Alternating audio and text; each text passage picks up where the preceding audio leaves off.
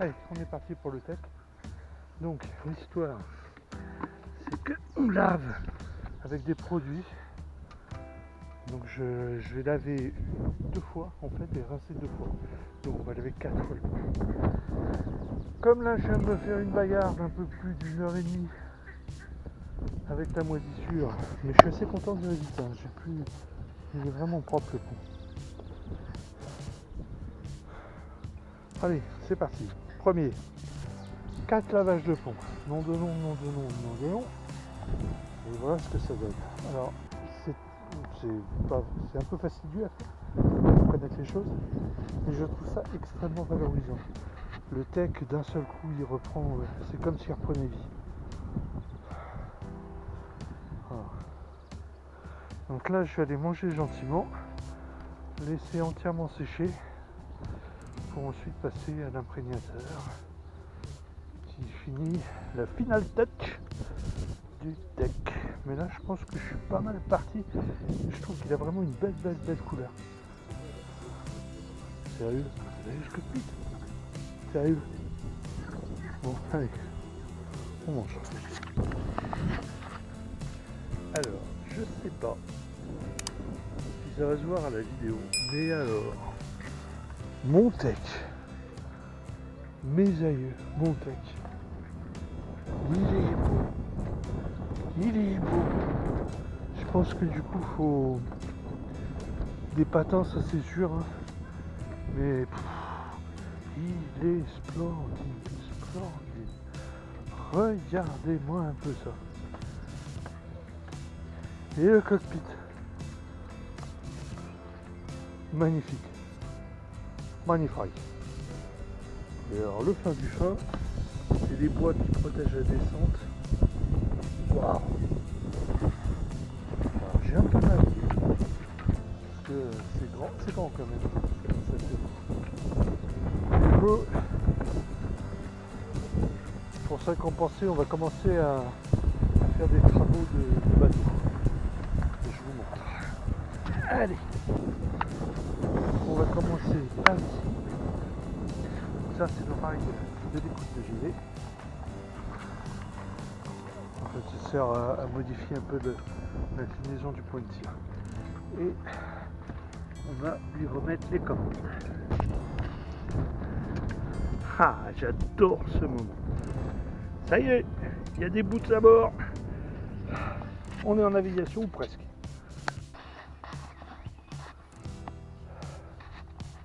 Celui-là, il est déjà bien haut, de long. Il est pas 8 heures pourtant. Bon, donc, on va faire la deuxième couche du tech. Je suis déjà super content du premier. Super content. Ce qu'on va faire en attendant, parce que je pense qu'il faut un peu de température. Donc on va laisser la température monter, l'humidité s'en aller. Ce qu'on va faire, c'est qu'on va recommencer à monter les bateaux de grève, enfin ouais, vraiment on va dire. Donc là, on va monter l'écoute de grand voile, on va monter le halba, donc là, et là, on va commencer par remonter la partie pied de bras. Alors toujours mon système, hein, je protège tout ce qui reste en place avec des sacs poubelles. Donc on va aussi enlever les sacs. Action. Bon, là encore ça retrouve une allure de bateau. Ça a marché moins bien que ce que je pensais. Et je comprends pas vraiment. C'est-à-dire que j'ai du verre un peu partout. Pas beaucoup, ça n'a pas l'air d'être profondément dans les rentrées, dans les bouts, mais quand même il y a du verre partout.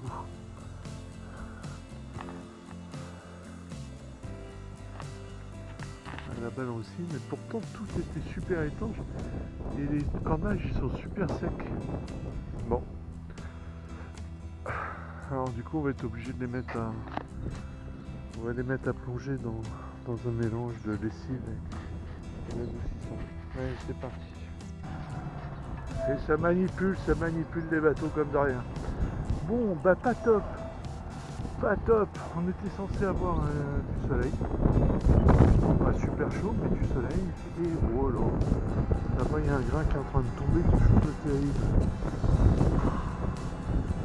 Bon, j'ai déjà remis toutes les poulies de la GV, je vais continuer un peu jusqu'à ce que je me prenne sur la tête. Mais bon, ça m'embête. Ça m'embête parce que j'ai besoin de chaleur pour pouvoir faire la deuxième couche au pêche. Et je suis content. Voilà. La côte de GV est remontée. Là, j'adore. Ça recommence à ressembler à un bateau. Je le dis à chaque fois, mais je pense vraiment. Bah, on va pouvoir virer ce qui me tenait la baume à l'arrière. Super. Allez, go, go, go.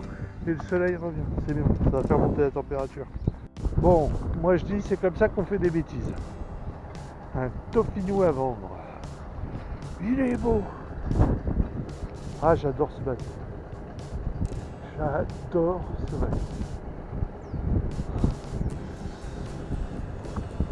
En plus, il est fabriqué sur l'île de Ré, je crois. Oh. C'est mon cadeau.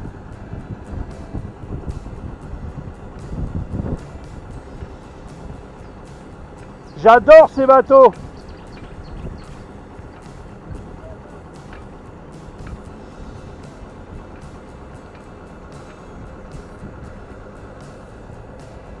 Voilà, des fois le destin. Un taufinou à vendre. Ça intéresse quelqu'un. Flo, si tu regardes.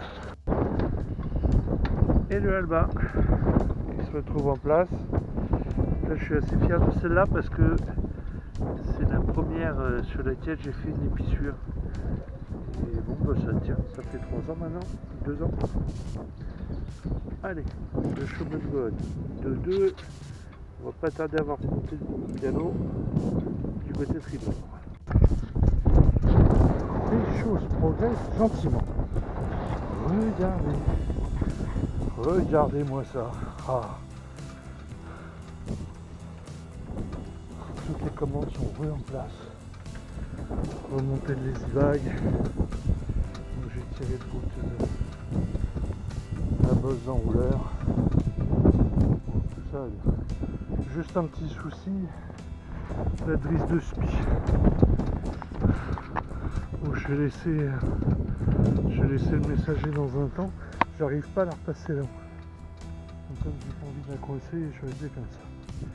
Et du coup, eh ben on s'y colle. Hein. C'est pour ça que je suis un peu essoufflé. Tous les ans, je trouve que c'est plus lourd. Allez, on est parti pour le GV parce que je n'ai pas grand vent et j'ai l'impression qu'il faut que j'en profite.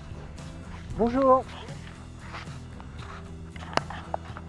Alors, comme d'habitude, je ne veux pas donner de leçons. Moi, je fais comme ça. Si vous vous sentez de faire autrement, faites autrement. D'ailleurs, vous pouvez me dire dans les commentaires si vous avez d'autres méthodes. Donc, moi, je prends le point d'amure ici et en fait on va rentrer cavalier par cavalier, la porte d'entrée c'est là-haut pour la rentrée en faisant des plis. Et là-bas au bout j'ai pris le point d'écoute et je l'ai mis assez tendu, ce qui va me permettre de pouvoir commencer à ce qu'elle reste, qu'elle flotte pas dans tous les sens. Et puis après, ben, hop, on monte des cavaliers jusqu'à ce qu'on arrive au premier jonc. Nous voilà au premier chariot, donc qui porte un appui dans lequel va s'enficher le jonc. Et en même temps, on a ici le premier riz. Donc ce qu'on va faire, c'est qu'on va mettre le jonc. Donc ça se passe du côté de la chute de la voile. J'espère que je dis pas n'importe quoi en termes de vocabulaire marin. Enfin bref. du côté de ce côté-là. Pour moi, la chute. Donc on a une espèce de membrin qui permet de passer le jonc. Donc je vais le passer.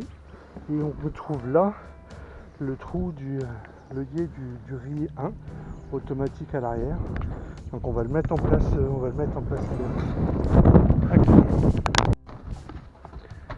On relâche du riz. Donc le riz 1 rouge côté bâbord. Donc je le récupère là et je récupère du mou.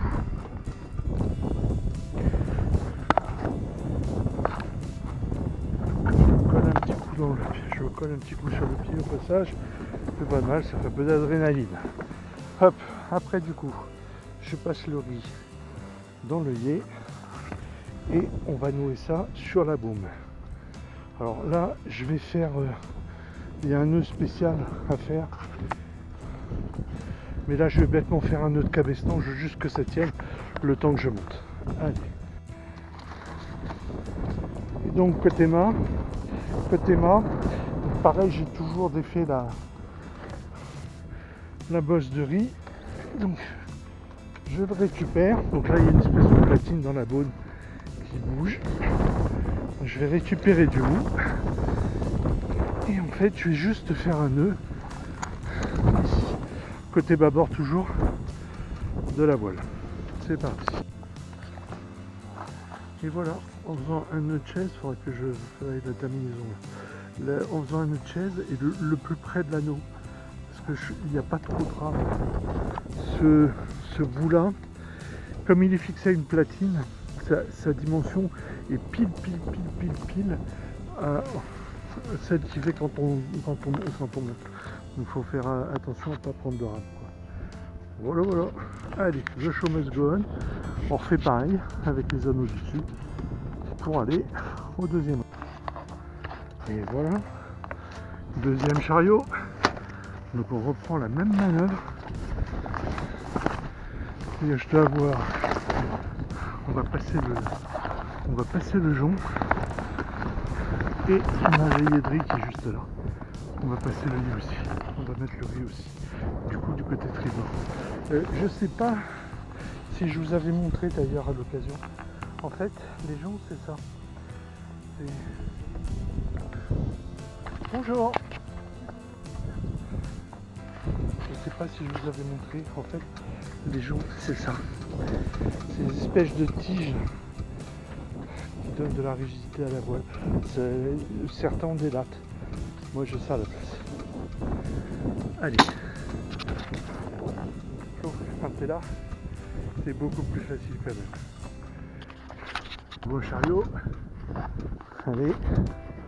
Ouh, ben ça commence à sentir bon ça. Quand il n'y a plus que tout petit comme ça, c'est pas mal. Moi je vous le dis. Ce que j'aime bien aussi, c'est quand je vois B38. Ça veut dire Bavaria 38, c'est cool. Vous avez vu tout à l'heure, j'ai les sabots, je sais pas comment on pourrait les appeler, ils étaient fermés avec une grosse clé. C'est pas la même clé. C'est rigolo. Les petits, c'est une clé différente. Faut juste le savoir. On finit ça vite fait. Et voilà le travail. Bon, il n'y a plus qu'à remonter les Lazybags, demi-Lazybags, et à la pluie. Fermer le Lazybag et on est reparti. Hâte.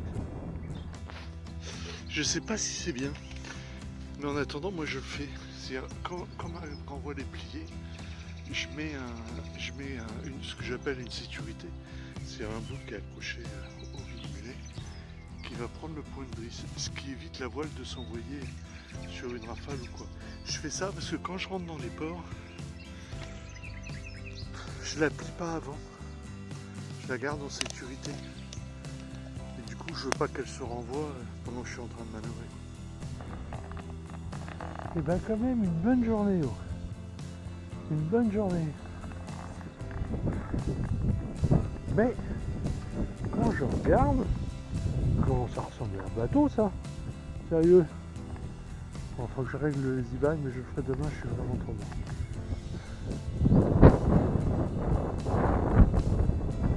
Bon, avec un peu de chance, maintenant il n'y a plus qu'à attendre qu'il n'y ait pas de vent du tout pour pouvoir monter le génois et ensuite régler la GV.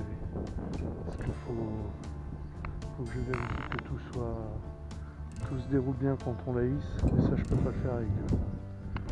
Voilà. À suivre.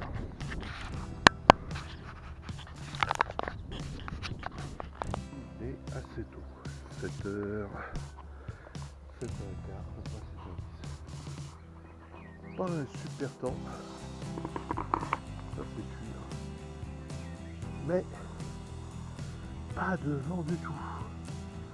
Donc comme il n'y a pas de vent, eh ben on va monter le géant. Pour l'instant il est là. Donc, comme pour la GV, on va descendre sur le pont. Allez. Les choses n'étant jamais idéales, on se récupère quelques gouttes. Bon, on va essayer de se dépêcher du coup. Pas sans précipitation parce que c'est pas la peine de faire des bêtises. Donc le génois il est allé sur le pont. On récupère les points de tir. Donc là-bas j'ai le point d'écoute. Là j'ai le point de glisse. Et là j'ai le point d'allure. Donc on les installe. Donc voilà le point d'écoute en haut. Tout ça bien graissé. Et du coup en bas, il y a les coudes de chat qui attrapent la ralingue, ce qui permet de guider la ralingue vers l'entrée ici de la rayure. Et voilà. Donc la ralingue est rentrée dans la rayure. Les couilles de chat le guident jusque là. Et il n'y a plus qu'à hisser doucement. À chaque fois en mettant un peu de mou là. Allez.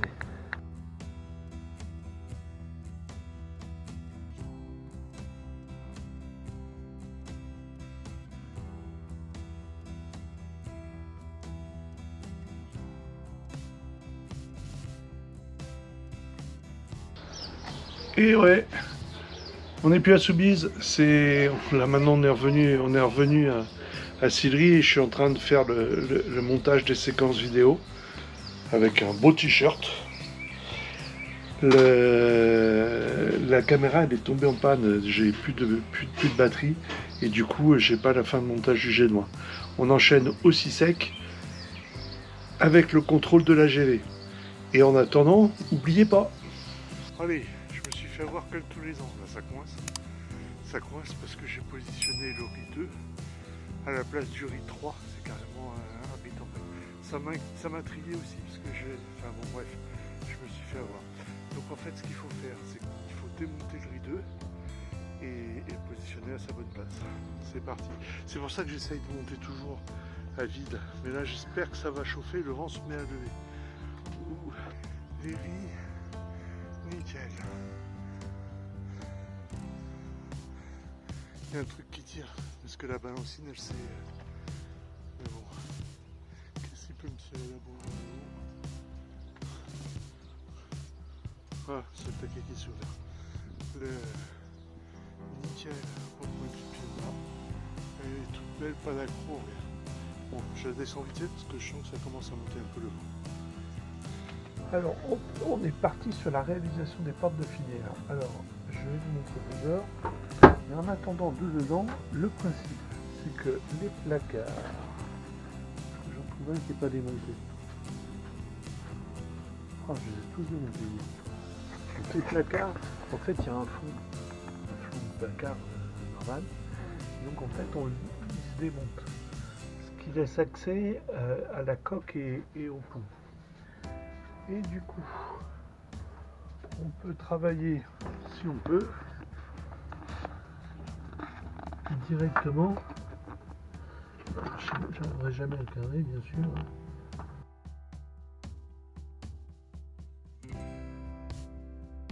Mais directement, on arrive à attraper les boulons des éléments dessous. on arrive, c'est pas complètement gagné. Où nous en sommes? Alors, regardez-moi cette merveille.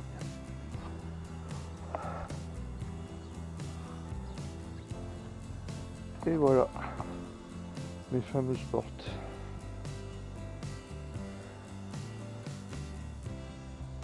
Donc placé, je m'attendais à ce que ce soit un peu plus, à les mettre plus serrés, mais finalement c'est le bon espacement, je crois.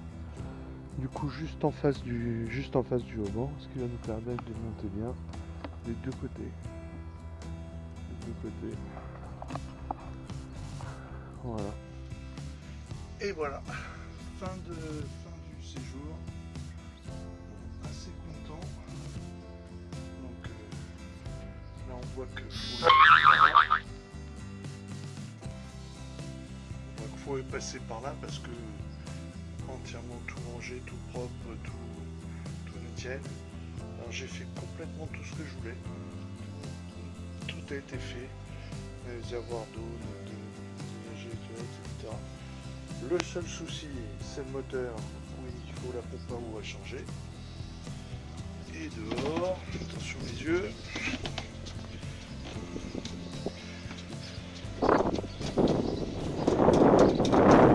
Entièrement tout réarmé. On se retrouve avec un bateau. Et des super portes de filière qui ont été installées. Voilà. Donc tu m'attends, j'en reviens mi-juin. Et ensuite en juillet pour naviguer. Go. Bon allez, c'est le départ. Alors juste un dernier truc. J'ai essayé de me faire un épouvantail à Zozio avec des CD. Alors pour l'anecdote, les CD c'est SQL Server 2005. Donc il y a quand même pour un paquet d'euros là-dedans. J'espère que ça va me chasser les oiseaux comme il faut. Ciao, à bientôt.